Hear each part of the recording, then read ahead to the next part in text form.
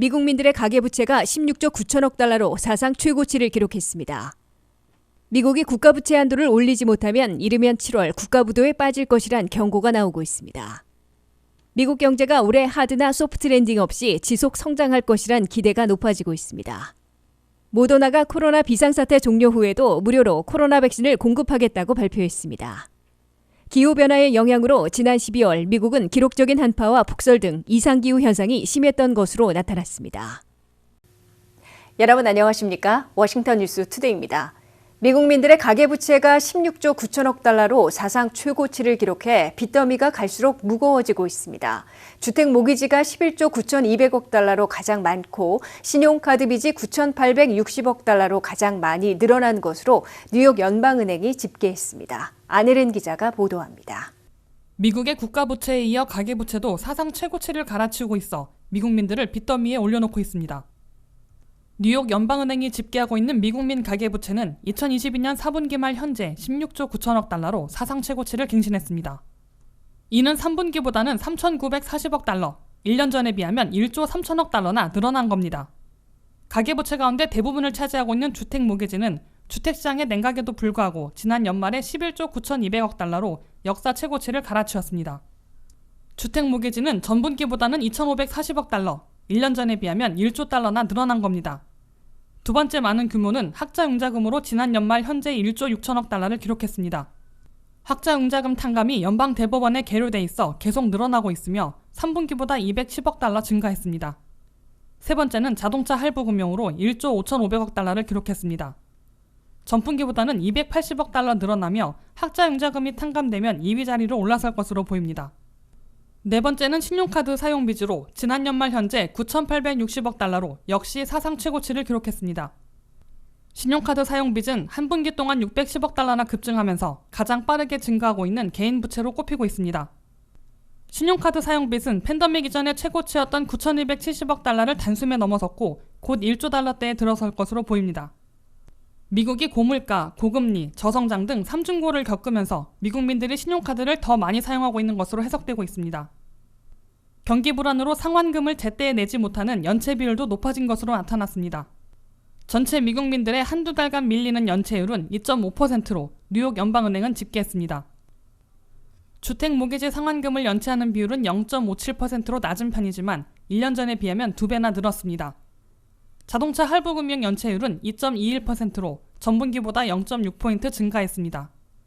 크레딧카드 상환금 연체는 전분기에 비해 0.8포인트나 늘어나며 4%로 가장 높아진 것으로 나타났습니다. WKTV 뉴스 안혜린입니다. 미국은 국가부채 한도를 올리지 못하면 이르면 7월에 국가 디폴트, 국가부도에 내몰릴 것으로 미 의회 예상국이 경고했습니다. 지난 1월 19일 국가부채 한도인 31조 4천억 달러를 이미 넘어서 비상수단으로 지출하고 있는데요. 그마저도 7월부터 9월 사이 소진돼 예산 집행이나 이자 지급을 하지 못하는 국가부도에 빠질 것이란 경고입니다. 미국은 워싱턴 정치권에서 국가부채 한도를 올리지 않으면 사상 초유의 국가부도에 빠질 것이란 강력한 경고를 다시 받아들이고 있습니다. 비당파적인 미 의회 예상국은 국가부채 한도를 올리지 못하면 이르면 7월에 국가 디폴트, 즉 국가부도에 빠질 것이라고 경고했습니다. 이는 연방재무부가 이르면 6월부터 국가 디폴트에 빠질 위험이 있다고 경고한 것과 비슷한 내용입니다.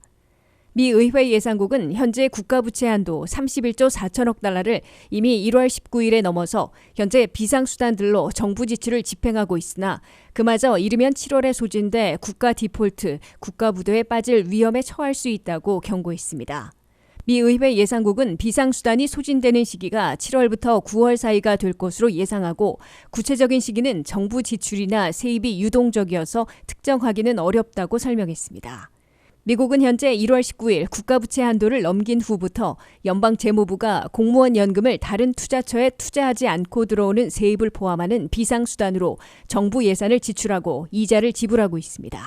이러한 비상수단도 이르면 7월에 소진해 그 이전에 국가부채 한도를 올리지 않으면 미국이 사상 초유의 국가 디폴트, 국가부도에 빠지게 됩니다.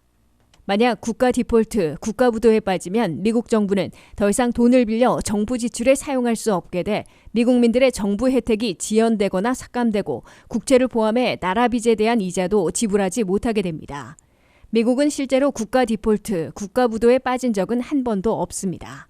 미국은 2021년 국가부채 한도 올리기 협상이 난항을 거듭하며 실제 국가 부도는 아니지만 국가 디폴트 문턱까지 내몰린 것만으로도 국가 신용 등급이 강등되며 엄청난 재정 혼란을 겪은 바 있습니다.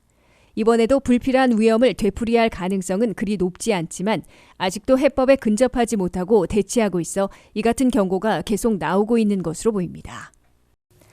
미국 경제가 올해 하드랜딩이나 소프트랜딩을 겪지 않고 지속 성장하는 제3의 길을 걷게 될 것이란 기대가 높아지고 있다고 월스트리트 저널이 보도했습니다. 새해 첫 달인 1월에 모두를 놀라게 한 고용 열풍에 이어 소매 판매 급증 등 호성적이 잇따라 발표되자 상당수 경제 분석가들이 깊은 불경기나 가벼운 냉각이 아니라 계속 성장하는 길을 걷게 될 것으로 기대하기 시작했다고 이 신문은 전했습니다. 보도에 한면택 기자입니다. 미국에서는 지금까지 2023년에 깊고도 긴 불경기인 하드랜딩이냐 아니면 가볍고도 짧은 둔화를 뜻하는 소프트랜딩이냐를 놓고 경제 분석가들이 예의주시해왔으나 갑자기 둘 다가 아니라 제3의 코스를 걸을지 모른다는 낙관론이 높아지고 있습니다. 월스트리트저널은 미국 경제 하드 또는 소프트랜딩이냐를 주시해온 경제 분석가들이 이제는 둘 다 아니고 제3의 길을 걸을 가능성을 언급하고 있다고 보도했습니다. 하드랜딩이든지 소프트랜딩이든지 랜딩이 아니라 이제는 성장을 지속하며 올라가는 제3의 시나리오를 바라보는 전문가들이 급성 늘어나고 있다고 이 신문은 전했습니다. 랜딩 없는 성장 상승은 수주만 해도 상상하지 못한 시나리오였으나 새 벽두에 급속히 거론되고 있다고 이 신문은 밝혔습니다. 미국 경제가 올해 랜딩이 아니라 성장을 지속적으로 올리는 코스를 걸어갈지도 모른다는 낙관론은 새해 첫 달인 1월의 고용 열풍에 이어 소매 판매 급등을 비롯해 모두를 놀라게 한 경제 호송적이 잇따라 발표됐기 때문입니다.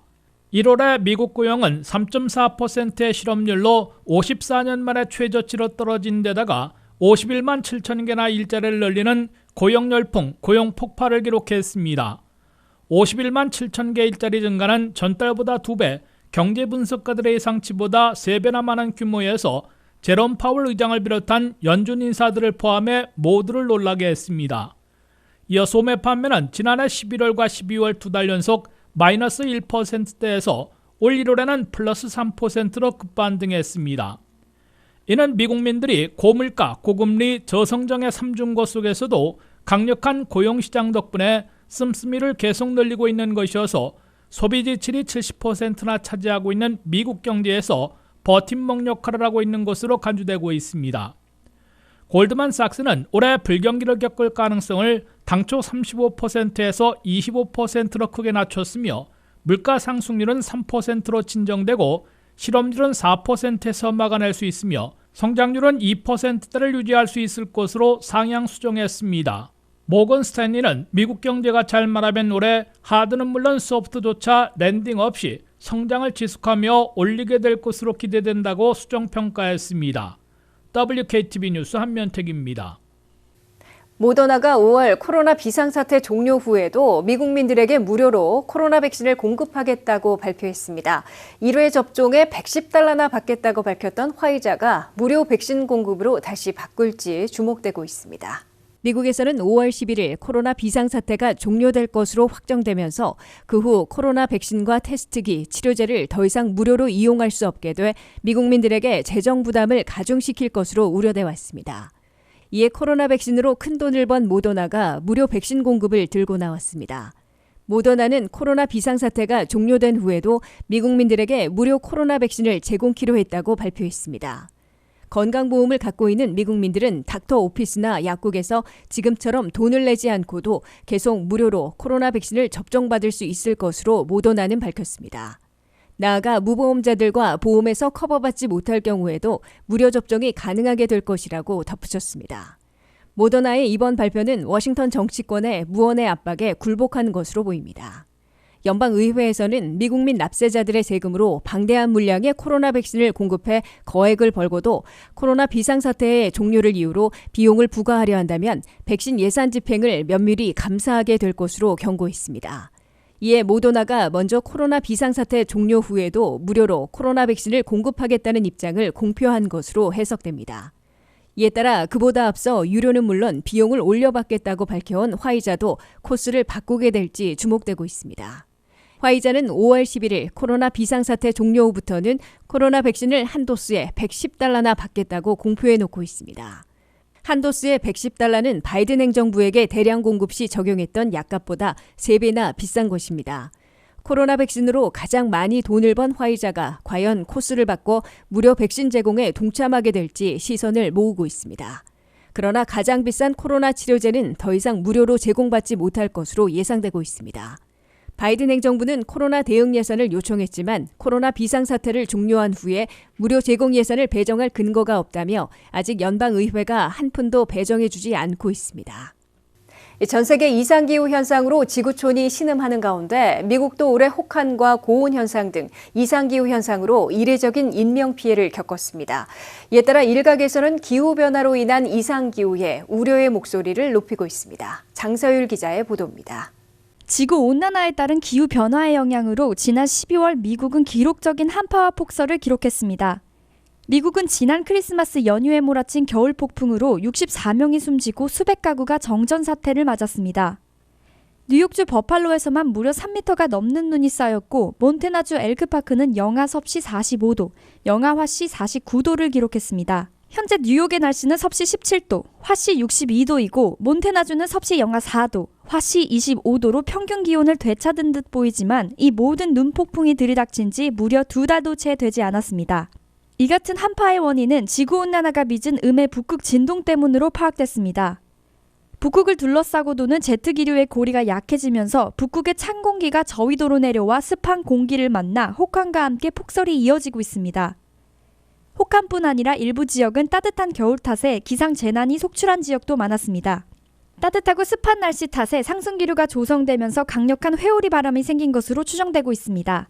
성층권의 강한 제트기류도 수평으로 불어야 할 바람이 수직으로 불도록 바꾸는 데 영향을 줬을 것이라고 기상학자들이 평가했습니다. 기상학자들은 이렇게 춥고 건조해야 할 겨울이 따뜻하고 습한 날씨가 계속되면 제트기류의 이동과 비정상적으로 높은 해수면 온도 등의 요인이 토네이도와 각종 자연재해를 불러일으키기 쉽다고 경고했습니다. 국립기상청 데이터에 따르면 미국 전역에서 겨울은 다른 계절보다 더 빨리 따뜻해지고 있습니다. 계속되는 이상기후 현상에 전 세계에서 우려되는 목소리가 나오고 있는 가운데 환경운동에 대한 관심도 높아지고 있습니다. WKTV 뉴스 장서율입니다. 이상으로 워싱턴 뉴스투데이를 마치겠습니다. 시청해주신 여러분 고맙습니다.